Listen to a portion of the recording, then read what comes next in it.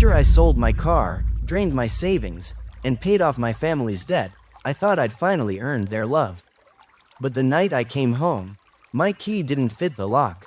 I stood there under the porch light, my hands trembling, staring at that door I'd called home for 27 years. My brother's laughter echoed inside, and my heart sank. That's when I realized something was terribly wrong. I grew up in a small town in Ohio, the kind where everybody knows everybody, but nobody really knows the truth. My family wasn't rich. My mom worked double shifts at a diner, my dad drove trucks, and my older brother, Derek, well, he mostly drifted between odd jobs and trouble. From a young age, I became the fixer. If the electric bill was late, I paid it. If Derek crashed his car, I helped him with repairs.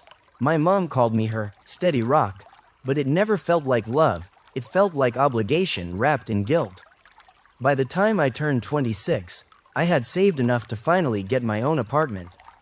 A little one-bedroom in Columbus, nothing fancy, but mine. Still, whenever Mom called crying about the mortgage, I drove home and handed her cash. I told myself, family comes first. Until the day she said the words that changed everything. The bank's about to take the house, honey. You're the only one who can fix this. I thought this time would be different. I thought helping them would finally make them proud. I had worked 3 jobs that year, bartending, freelancing, and working part-time at a bookstore downtown. Every dollar had a purpose. I'd been saving for a down payment, a chance at independence, finally breaking free from the cycle of being the family crutch. But when Mom showed me the foreclosure notice, I caved. I sold my car, my only way to get to work. I drained my savings, all $42,000 of it. I even cashed out a small retirement account. They promised, swore, they'd pay me back once they got back on their feet. We went to the bank together. I remember Mom's shaky hand as she signed the check. She hugged me outside, whispered, "You saved us, sweetheart."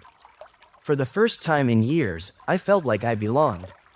Or so I thought, because that same night, Derek texted me something that didn't sit right. "Appreciate the help, sis. You really came through for us." Us? Something in the tone felt off. 2 weeks later, I drove home unexpectedly. The house looked different. A new truck sat in the driveway, shiny, red, expensive.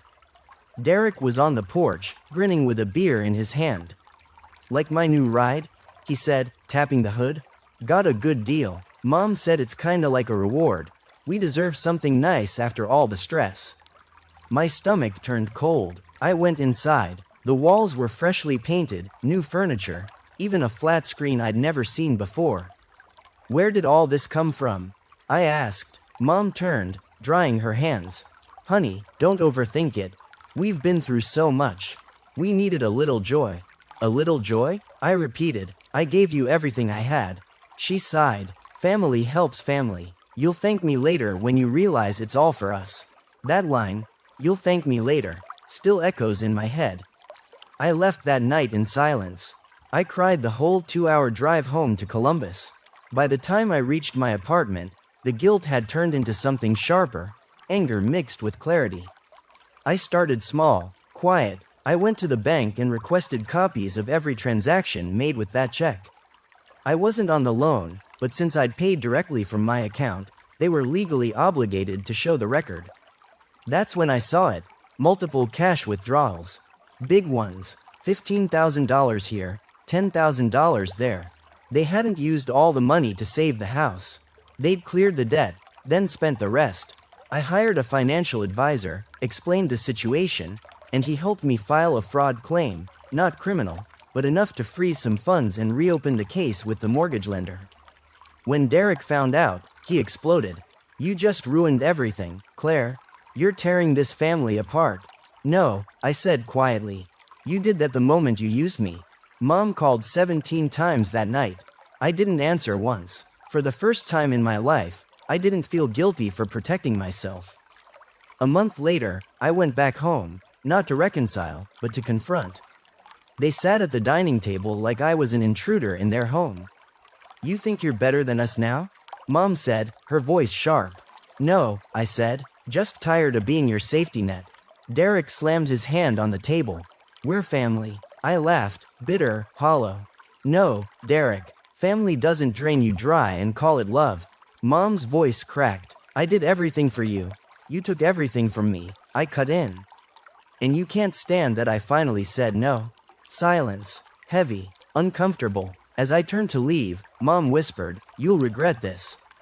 I looked back once. No, I'll heal from this. I walked out. It felt like breaking a spell. Months passed. I found a small apartment near Lake Erie, quiet, sunny mornings, the kind of peace I'd never known.